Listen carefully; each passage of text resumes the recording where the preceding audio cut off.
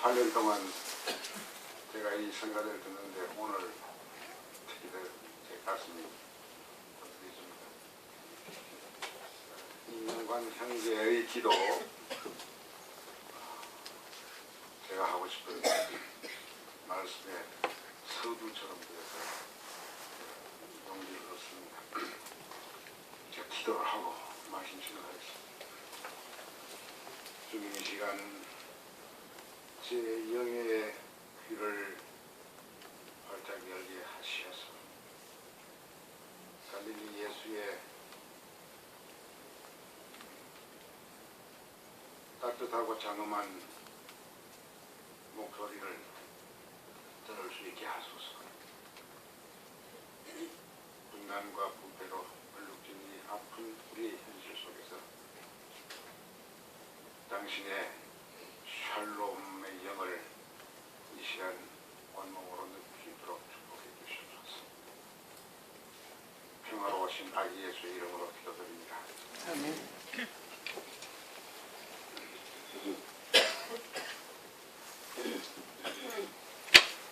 오늘 저는 세계일이 탄생된 지 28년 만에 한 번도 자세히 이야기하지 않았던 이 세계 공동체의 전사 그 책에도 없습니다만 어떤 배경으로 세계일보가 시작됐는가 하는 것을 처음 제가 말씀을 드립니다. 28년 만에 제가 말씀을 드립니다. 그리고 나서 어떻게 그 처음처럼 그 아름다운 동력을 오늘 되살려가면서 예수다운 공동체로 만들 수 있을까 하는 생각을 여러분에게 알려드리고 여러분의 좋은 반응을 예배 끝나고 나서 얻고 싶습니다. 1987년 3월 8일 우리는 세상을 창조하시고 언제나 새롭게 변혁하시는 하나님을 믿으며 어둠의 역사 속에서도 새날의 밝아옴을 선포합니다. 이 신앙 고백으로 이 교회가 시작했습니다. 지금 우리 신앙 고백은 이게 빠져버리는데 이 말이 우리는 세상을 창조하시고 언제나 새롭게 변혁하시는 하나님을 믿으며 어둠의 1987년 어둠의 역사 속에서 새날의 밝아옴을 선포합니다. 여러분 1987년이 어떤 해죠? 한국의 정치사학자들이나 정치인이나 일반 상식 가진 사람들은 다 87년을 한국의 87년 체제의 해라고 기록하고 있습니다. 87년은 우리의 정치적 상황 보면은 암흑했습니다. 어두웠습니다. 무서웠습니다. 곧 온 나라 위에 폭정의 먹구름이 뒤덮이면서 새로운 억압의 태풍을 예감했습니다. 대통령 직선을 위한 헌법 개정의 국민적 열기가 전국으로 퍼지고 있음에도 불구하고 전두환 정권은 이것을 다시 한번 폭력으로 제압하려고 했습니다. 여러분 기억하시는지 몰라도 그해 4월에 호헌 조치라고 하는 조치를 단행하려고 했습니다. 그리고 그해 6월에 시민 혁명이 터졌습니다. 그해 3월 8일 노동주일이었습니다. 이는 우리의 역사에 가장 어두웠던 때 무시무시했던 장소에서 세계교회가 시작됐습니다. 세계교회를 재촉했던 정치, 경제 상황 말고요. 남북관계 상황 말고요.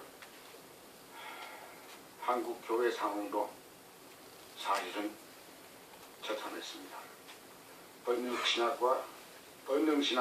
번영신학이 한국교회를 지배하기 시작하고 이 한국교회 번영신학이 박정희 소위 산업화 세력의 번영정치, 경제성장정치와 결탁해서 성장제일주의, 승리제일주의, 편법주의적인 이 팽창 정치가 팽창 현상이 한국교회에서도 나타나기 시작했습니다. 한국교회 밖에 한강의 기적이 있다면 한국교회 안에는 번영신학의 한강 기적이 지배하고 있었습니다. 그런데 과연 이런 교회의 양적 성장이 예수의 하나님 나라 비전에서 나왔을까? 라고 하는 질문을 했던 기독교 양심적인 인사들이 적지 않았습니다. 그리고 과연 이런 팽창하는 한국 교회가 성장하는 한국 사회와 국가가 예수님의 하나님의 나라에 비달해서 온당한 것인가? 라는 질문을 하면 불편해하는 사람들이 교회 안팎에 많았습니다. 저는 그것을 온몸으로 느꼈습니다. 교회 안에서 느꼈고 밖에서 느꼈습니다. 그러면 그때 이렇게 생각했습니다. 서울대 캠퍼스에서 예수께서 공생애를 시작하기 전에 우리가 예수님을 공생애라 그러는데 예수님이 대통령도 하신 적 없고 총리도 하신 적이 없는데 왜 공생애라고 하느냐? 그분 사인으로 사셨는데요. 그럼 우리가 공생애라고 이름을 붙이는 까닭은 예수님의 삶은 아기 때부터 돌아가실 때까지 철저하게 공공적인, 감동적인, 변혁적인, 공익적인 삶이었습니다.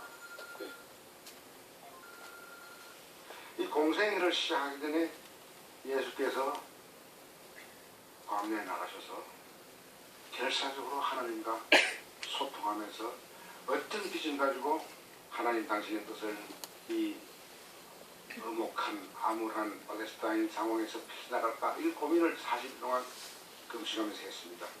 이때 예수를 가장 괴롭혔던 것은 여러분 다 아시는 대로 마귀가 사탄이 메가급 유혹을 합니다. 조만한 유혹 아닙니다. 나 아들 서울대 입학시키고 싶으냐? 이런 질문 아니겠습니까? 너 지금 500만 원 버는데 한 1000만 원 벌고 싶으냐? 이런 유혹이 아니었습니다. 엄청난 메가 유혹을 하기 시작합니다. 하나가 도락떡으로 만들어라. 이거는 돌이 떡이 되는 순간 이것은 엄청난 경제적인 폭발적인 성장이 가능한 거죠. 돌이 전부 다 재화가 되는 거예요. 그리고 산에 올라가서 로만 엠파이어의 그 화려한 승리주의적인 깃발을 보여주고 이 로마 엠파이어 같은 저기 황제가 되고 싶으면 또 하나는 너는 성전에 올라가서 떨어져 봐라. 만유인력 법칙을 어긋나는 어기면서까지 너를 보호해주는 종교적인 카리스마적인 기적이 일어날 것이다. 이거 엄청난 유혹이죠. 정치, 경제, 종교적인 엄청난 힘을 줄 테니까 나한테 전해라. 예수님 그 유혹 대번에 물리셨습니다. 그런데 그때 제가 1987년 세길교회를 시작하기 전에 제가 서울대 연구실에서 느꼈던 것은 이런 유혹에 그야말로 멋지고 가장 대담하게 낙방한 사람들이 모두가 큰 교회를 나왔다. 역설적인 일이죠. 세계에서 제일 큰 장로교회, 세계에서 제일 큰 감리교회, 세계에서 단일교회로 제일 큰 교회가 대한민국에 있다는 것을 자랑하는 사람들을 볼 때마다 저는 광야에서 예수를 시험했던 사탄의 내가 유혹에 거침없이 낙방한 사람들이 거침없이 저게 큰 교회를 하는구나. 그게 제 가슴에 들어왔습니다.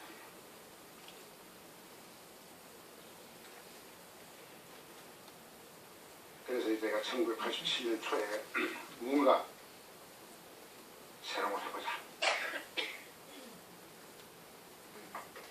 하는 생각을 87년 초에 했는데 제 이런 결단에는 그 역사적인 사연이 있습니다. 그 사연을 여러분들 잠시 제가 처음으로 말씀드리는 것입니다.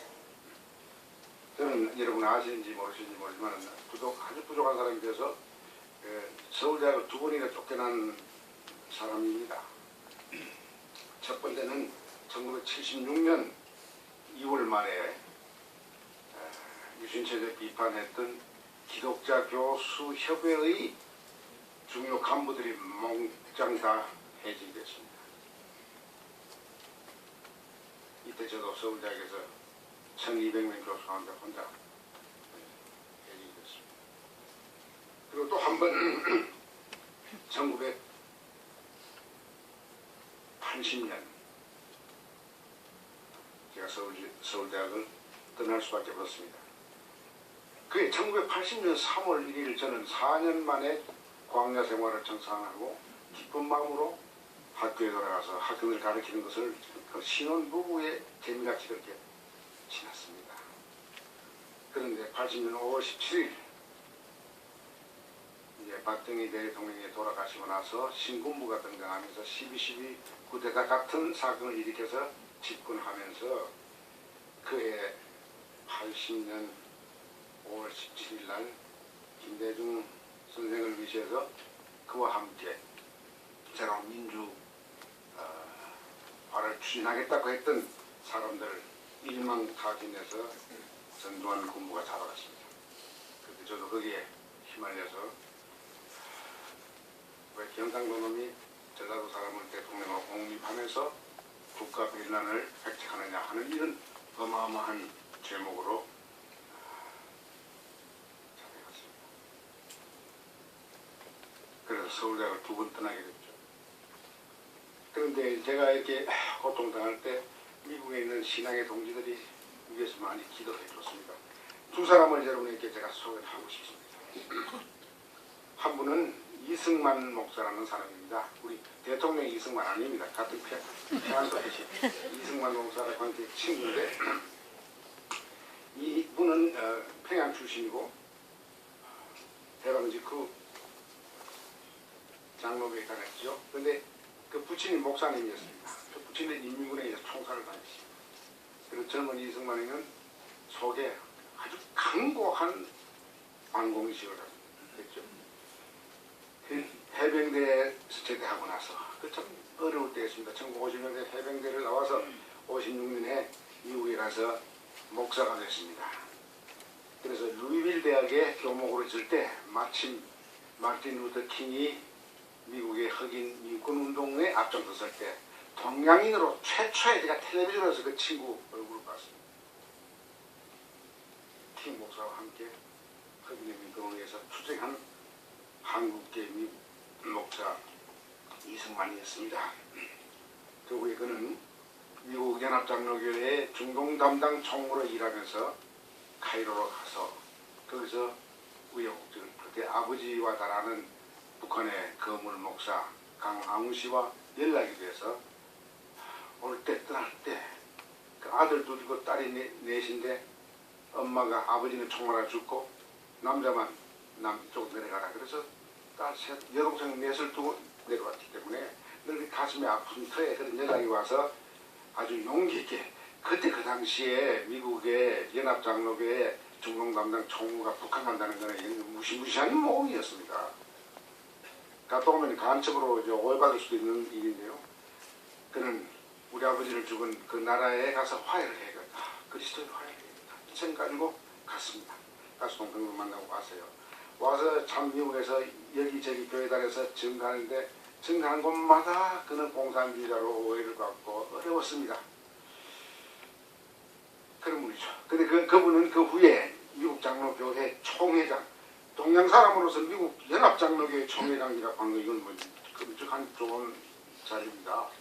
그리고 미국의 NCC의 회장, 모든 교회 연합체에 동양계 사람이 NCC 회장 됐다는 것도 놀라운 기적 같은 일입니다.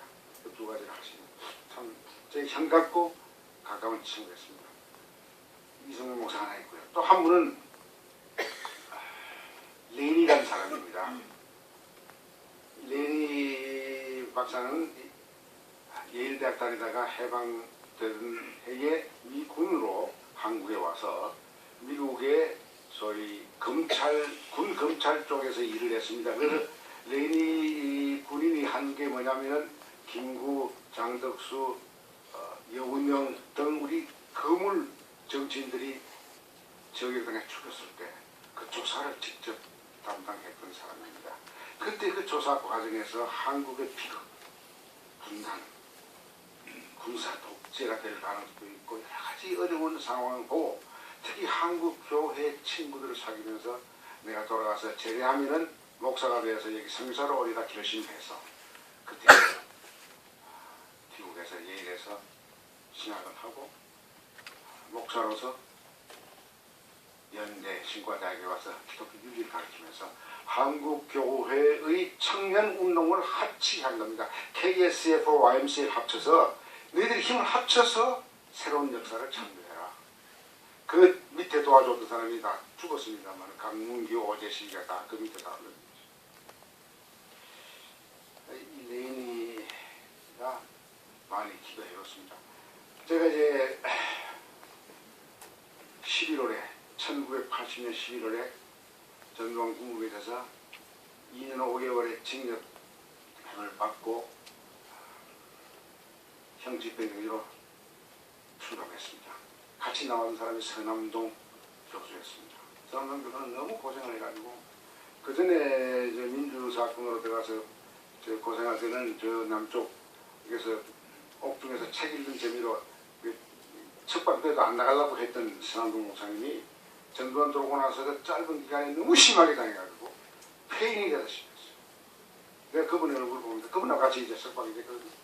석방이 된 게 11월인데 2달 후에 이성환 목사가 공적인 교회 일로 한국을 방문하셔서 저를 찾아왔습니다. 그때 제 몸이 뭐 한 5kg, 6kg 들고 이 작은 몸에도 5kg 들고 주시니까 얼마나 볼품이 없었겠습니까? 너무 야위고 어렵게 보이니까 이 목사가 나를 이렇게 안고 얼굴을 만지면서 우시더라고요. 그래서 그때 이렇게 말씀하시더라고요. 한 박사, 내가 이번 이 공 끝나고 돌아가면은 무슨 일을 하더라도 당신 미국에 데려가 오겠다. 그래 웃었어요. 나 같은 사람 못 가요. 이게 무슨 보통 사건도 아니고 이건 김대중 대란 업무 사건이 걸려 있어서 전두환이 일도 안 됩니다. 내가 돌아가서 레인하고 이론해서 일을 꾸밀 테니까 당신 기다리지 마시오. 그래서 속을 픽 웃었죠. 그러나 그 친구의 마음이 감사했어요. 시간이 없습니다. 한 세월이 흘러서 그해 1980년 8월 말에 기적같이 미 대사관으로 왔던 워커 씨가 급하게 미 대사관으로 오라가서 가니까 그렇게 이야기합니다. 어제 당신 외무장관 노신영 씨가 그 얘기하면 총리도 되어 안기부장을 했습니다만 노신영 씨가 타랍에 유엔 총회 참석하면서 타랍에 올라가면서 귓속말로 Dr. Hans case clear, let him know it. 이게 저쪽 오케이 났으니까 연락하라. 이 미국 대사가 아무리 해도 안 듣다가 그 이야기 듣고 연락해서 제가 8월 말에 비로소 이렇게 갈 수 있게 됐구나. 그 순간 도대체 어떻게 개신이 됐을까? 기적인데 어떻게 됐을까? 뭐 제가 시간 없어 이야기 못하겠지만 결론적으로 말하면 레인이 총장과 미 장로교와 이승원 목사와 이 LCC가 연합해서 엄청난 사람을 움직여서 제가 이제 하겠습니다. 여기 가서 이제 1년 동안 에모리 대학 초빙 교수로 가서 있으면서 비자와 모든 게 1년밖에 안 받았기 때문에 1년 끝나면 와야 됩니다. 근데 미국에 있는 그 민주화와 통일 운동하는 동지들이 제가 비자 끝나기 전에 우리 집 사람을 오도록 어떻게 해서 가족이 와 있었으니까 귀국하지 말고 여기서 민주화 운동을 하자. 그래서 저는 불법 체류자로 망명 신세 기고 뉴욕에 가서 이 연합 장로교 수양관 스토니 포인트 센터에서 제가 지냈습니다. 그런데 그때 저는 뭐 미국 전역을 다니면서 슈퍼맨처럼 그 넓은 땅을 오전에는 시카고에서 오후에는 LA로 다니면서 시국 강연, 설교, 간증 이런 것도 보냈습니다. 제가 어떻게 그런 생활을 했는지 지금 생각하면은 제가 진짜 하나님의 은총 아니고 설명할 수 없습니다. 그렇게 바쁘게 다니는데 83년 초에 이승만 목사 한 박사 놀라운 제의를 했어요. 당신이 와서 고생하는 건 많은데 이제 뭐 귀국할 언제 귀국할지도 모르고 이제 뭐 제가 미국의 이민국의 디포테이션 커미티의 히어링을 기다리고 있었어요. 언제 쫓겨날지도 모르죠. 그러나 이제 이 교회가 보호해주니까 뭐 그렇게 쫓겨나 가겠습니다. 근데 이승호 목사 그걸 걱정하고서 한 목사 당신이 이렇게만 지날 수가 없으니까 유니언신학교 가서 신학 공부할 필요 안 하겠냐? 저는 신학 공부할 생각이 전혀 없었어요. 1954년 제가 고등학교 2, 3학년 때 어머님이 당신이 저를 배우고 6개월 만에 돌아가실 분 하다가 기적으로 살아서 기독교 신자가 된 이후에 어머님이 속마음 속에 저놈의 자식은 나하고 죽을 뻔하다가 살았으니까 저걸 성직자를 만나야겠다 하는 생각이 있어서 대학 들어가기 1년 전부터 야 슬슬 야 완상아 너 시간 안 갈래? 목사 안 될래? 그런 이야기를 조용하게 하셨어요. 막 강압적으로 하자고. 전 전혀 신학교 갈 생각 없었어요. 그때 저는 어린 생각이 이거죠. 실력 없는 사람들이 신학 가더라.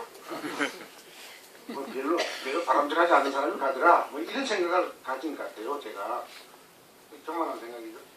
그런데 1983년 1월에 이 목사가 아주 진중하게 한 박사 이게 신학 공부하는 거야. 유년신학이야. 너 좀 대단한 신학교가 아니냐.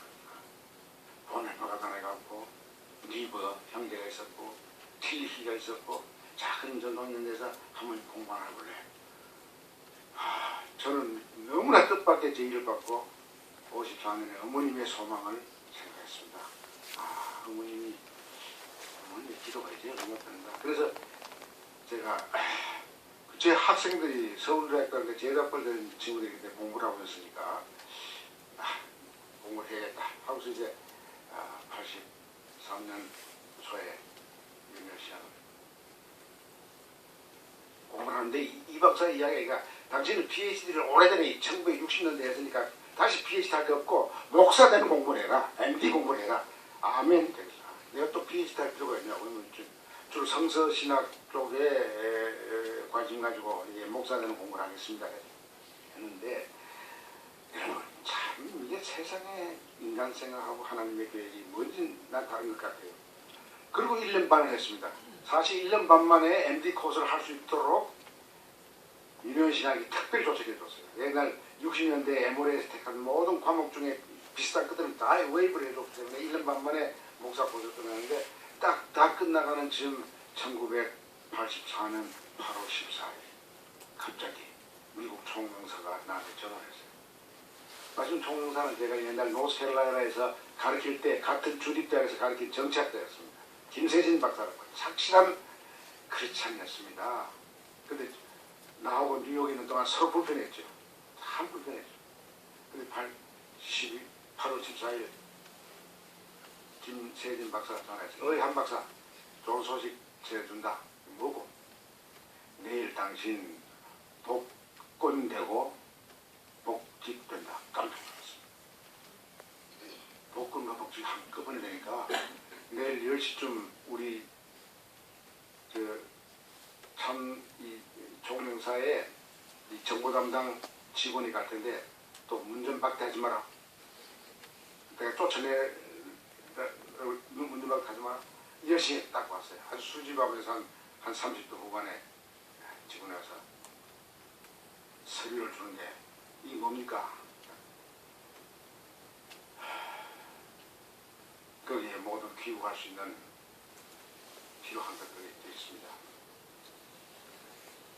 빨리 집에 돌아가시죠. 미국 이민국의 디포테이션 출국, 퇴출 히어링을 기다리고 있는 처지인데 그 소식 듣고 좀 이스라엘이 시온으로 돌아가는 기쁨이 이런 건가? 그 신학교 이거 어떡하나 이거지. 마지막 이거 딱 끝내봐야지. 그게 고민이 됐습니다. 이 목사도 돌아가라. 저는 그렇게 생각했습니다. 하나님께서 야 너는 목사감이 아니야. 너는 목사 될 수가 없어. 너는 목사 되지 말고 여기서 이제 유명해서 배워가지고 한국에 가서 예언자적인 삶을 살아라. 이런 메시지 같다 이렇게 생각하고 저는 바로 귀국에 준비를 하고 아내와 세 딸을 가슴 아프게 뒤로 두고 같이 올 수가 없어서 저 혼자 9월 초에 서울에 왔습니다. 서울에 와서 제가 살던 지금 원래 만 40년 사는 그 아파트 앞에는 상가가 있는데 상가 위에 현대교회라고 하는 게 있었습니다. 마침 현대교회도 그 목회자가 서광선 박사가 이화대학 쫓겨났기 때문에 그 교회 목회를 하다가 저와 같이 복직이 되니까 이화대학으로 떠나서 그 교회가 설교자가 없었습니다. 바로 우리 집이 이렇게 보인 바로 밑에 있었어요. 그래서 현대교회 평신도 지도자들이 장로님들이 그래도 우리 천만자 자매님도 거기 그 교회 다니셨고 그래서 한 박사님 듣자니 귀국을 환영합니다. 듣자니 뭐 미국에서 신학도 공부하셨다는데 마침 우리 설교자가 없으니까 설교만 해주십시오. 저는 겁이 났습니다. 그렇게 설교를 한두 번 할 수 있지만 매주 한다는 건 너무 힘드니까 겁이 났죠. 그리고 돌아오니까 사회가 과장도 해야 되고 학회 일도 해야 되고 또 한국 사회가 민주화로 아주 솔솔 치면서 달려가는데 또 거기도 할 일이 있고 해서 겁이 났지만은 그 장로님들의 강곡한 부탁을 제가 받아들이기로 하고 귀국하던 그 늦은 가을부터 2년 반을 현대교회에서 말씀 점검만 했습니다. 교회 일체 운영에 대해서는 관여하지 않고. 그런데 한 2년쯤 지나니까 제가 87년 초에 그 장로님을 통해서 이런 이야기를 들었습니다. 노회가 평신도가 설교를 오래 하는 거 그거 그냥 불편하게 생각한다. 저는 그 이야기를 듣고 확인도 안 했습니다. 그 이야기 듣자마자 나는 현대교회를 떠나기로 결정하고 87년 초에 현대교회를 그만뒀습니다. 그만두고 나니까 저에게 심각한 선택의 문제가 없었습니다. 어느 교회에 갈까? 여기 오신 분들이 제가 어느 교회 가는가 몰라서 오신 분들이 많아요. 다니던 교회 저 어느 교회 가느냐. 내가 다니던 교회 청담도에 가보니까 거기 벌써 분란이 생겼어. 갈 수가 없었어요. 그 홍성모 변호사라든지 참 좋은 그 교회에서 내가 선가대 지휘를 한 10년 했는데 참 공동체가 좋았는데 목사님이 인권위원장인 조 목사님이었는데 분란이 일어나서 도무지 제가 수습도 할 수 없고 그래서 그 사연으로 현대교회에서 내가 그만뒀으니까 이제는 선택이 없다. 새로운 대안교회 예수님의 빛으로 입각하는 현실교회와는 뭔가 다른 올터너티브를 제시하는 교회를 해야겠다 라는 결심을 했습니다. 그런데 그때 학회일 한국 사회 국가에 일어나는 일들에 대해서 여러 가지로 관여를 하고 있었기 때문에 이걸 시작한다 해도 내 혼자 어떻게 운영을 하며 설교를 어떻게 하냐. 그래서 제가 그때 결심한 게 적어도 나이 위에 세 사람을 설교 교대를 할 수 있는 분을 모시자. 그래서 제일 처음에 제가 그 교회 할 때 김창락 교수를 모시고 세미나를 했는데 특강을 했는데 타이슨의 역사적 예수를 중심으로 해서 공부를 했는데 김 박사가 말씀이 어눌하시지만 그 내용이 담긴 게 너무 감동적이 해서 다른 분은 어떤지 몰라도 전 너무 제 생각 같아서 김창락 박사를 내가 기억을 했습니다. 또 그 현대교회 가끔 한 달에 한 분인가 두 달에 한 분인가 뭐 가끔 길 박사가 오셨는데 길 박사 자신이 또 자기가 나갈 교회가 좀 마땅치 않은 게 고민하는 것 같았고 내가 처음 길 박사를 서울대학 종교학과 연구실에서 봤을 때는 이미 서울대학 종교학과를 떠나서 상대로 가버렸어요. 제가 있던 때 와서 서울대학 종교과에서 별로 재미가 없었던 이야기를 내가 거기 들었고 그래서 상대로 갔구나. 그리고 마침 괴팅된 대학에서 크리스찬 아카데미 강원도 목사를 도와주다가 거기 가서 철학 박사를 하고 들어온 2-3년 씨가 막 귀국했어요. 순천대학에. 제 친구 내 후배고 또 그러니까 이 세 사람한테 설교를 분담하는 짐을 줘야겠구나. 그래서 세 사람한테 이야기하니까 다 설교를 즐겁게 현막한 사람이 하죠. 그래서 설교 분담하기로 하고 그래서 세 사람과 함께 그럼 시작할 때 제가 생각했던 게 창립 취지문과 우리의 신앙 고백이 있어야 한다. 왜? 대한성을 제도계와 다른 어떤 대한적인 신앙 고백과 그 비전을 하나나라 하나님 나라의 비전을 담아내는 걸 하자. 그래서 이제 우리 네 사람이 인원해서 각기 분담해서 써가지고 와서 공동으로 다 토의해서 결정해서 아까 제가 읽었던 첫이 신앙 고백 첫문이 우리는 세상을 창조하시고 언제나 새롭게 변형하시는 하나님을 믿으며 어두움의 역사 속에서도 새날의 밝음을 선포합니다. 지금 이 말 선포 이후 28년이 지났는데 새날은 오지 않았어요.